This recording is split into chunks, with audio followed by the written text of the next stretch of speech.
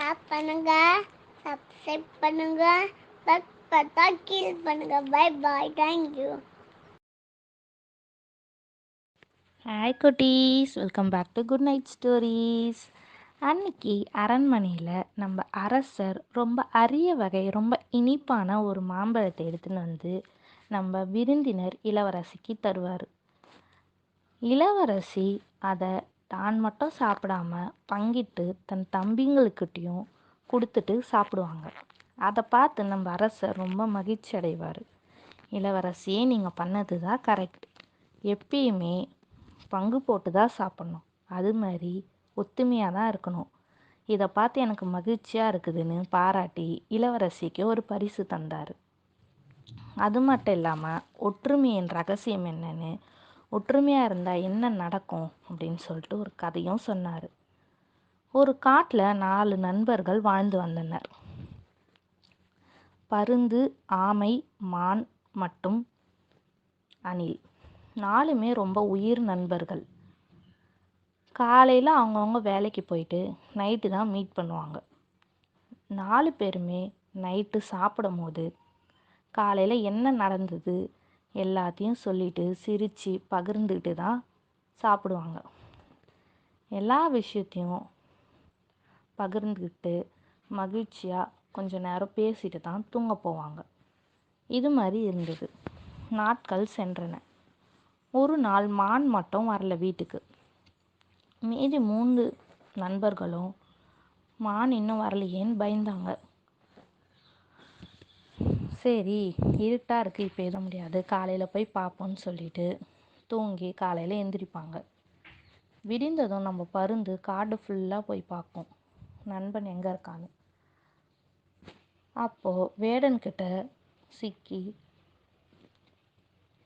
ஒரு வலையில் மாட்டிக்கிட்டு இருக்கும். அதை பார்த்துட்டு போயிட்டு மீதி இருக்கிற நம்ம நண்பர்கள்கிட்ட சொல்லும். அணில் உடனே ஒரு ஐடியா தரும். பருந்து, என்னை நீ மேலே ஏற்றிக்கிட்டு போ, நம்ம 2 பேரும் போயிட்டு மானை காப்பாற்றிடலாம், நான் வலையை கடிச்சிடுறேன், டக்குன்னு நம்ம மானை காப்பாற்றிடலாம், நம்ம 2 பேரும் போகலாம் அப்படின்னு சொல்லும். ஆமை, நானும் வர நண்பர்களை, என்னையும் கூட்டிகிட்டு போங்க, நானும் உதவி செய்கிறேன்னு. அணில் நண்பன், வேண்டாம் நண்பா, நீ வந்தால் ஆபத்து உனக்கு, நீ இங்கே இருன்னு சொல்லிட்டு 2 பேரும் போவாங்க. அவங்க 2 பேர் பேச்சும் சொல்ல சொல்ல கேட்காம ஆமை நண்பனும் பொறுமையாக பின்னாடியே போவார். நம்ம பருந்து நண்பன் அந்த இடத்த எத்தன் போய்கிட்டு அணில் நண்பன் கிட்ட விட்டுடும்.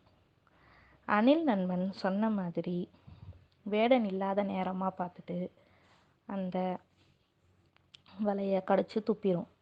நம்ம மான் நண்பனும் தப்பிச்சிருவான்.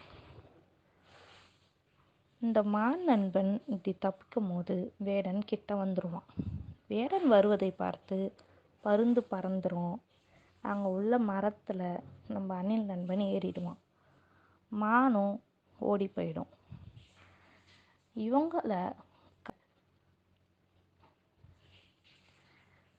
ஆமை நண்பன் அங்கே மாட்டிப்பான் வேடன் கையில். வேடன், மான் போனால் போகுது, இன்னைக்கு ஆமையை வச்சு விருந்து சமைப்போம் அப்படின்னு சொல்லிட்டு ஆமையை எடுத்துருவான். இதை பார்த்த அணில் நண்பன் நம்ம ஆமை நண்பனை காப்பாற்றணுமேனு ஒரு பிளான் பண்ணும். ஆமையை கழுவலான்னு தண்ணி உரம் எடுத்துகிட்டு வருவான். அப்போ மான் நண்பன் அடிபட்ட மாதிரி படுத்துட்ருப்பான் வழியில்.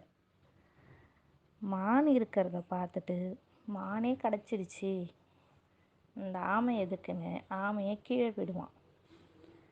அப்போது அணில் நண்பன் ஆமை மேலே இருக்கிற வலையை கடிச்சிருவான்.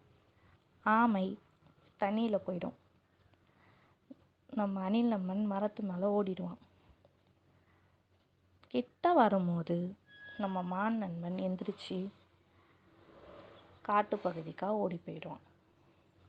நம்ம வேடன் ஏமாந்து போயிடுவான். இது மாதிரி ஒற்றுமையாக இருந்ததால் அவங்கள யாராலையும் எதுவும் பண்ண முடியல. அவங்களுக்கு வர ஆபத்தில் இருந்தோம் அவங்க ஒற்றுமையாக இருந்ததால் அவங்களே காப்பாற்றிக்கிட்டாங்க. இதுதான் ஒற்றுமையின் பலம். இது மாதிரி தான் நீங்களும் ஒற்றுமையாக இருக்கணும். நீங்கள் ஒற்றுமையாக இருந்தால் அவங்கள யாராலையும் எதுவுமே பண்ண முடியாது. இதே மாதிரியே இன்றைக்கும் நீங்கள் ஒற்றுமையாக இருக்கணும், உங்கள் ஒற்றுமையை பார்த்து எனக்கு ரொம்ப மகிழ்ச்சியாக இருக்குன்னு சொல்லிட்டு நம்ம கதையை முடிப்பார் ராஜா. இதோட இன்னைக்கு கதை முடிஞ்சிருச்சு. நாளைக்கு வேறு கதையோடு சந்திப்போம். Good night friends. Bye bye. Share பண்ணுங்க, சப்ஸ்கிரைப் பண்ணுங்க, பக் பட்டா கில் பண்ணுங்க. Bye bye, thank you.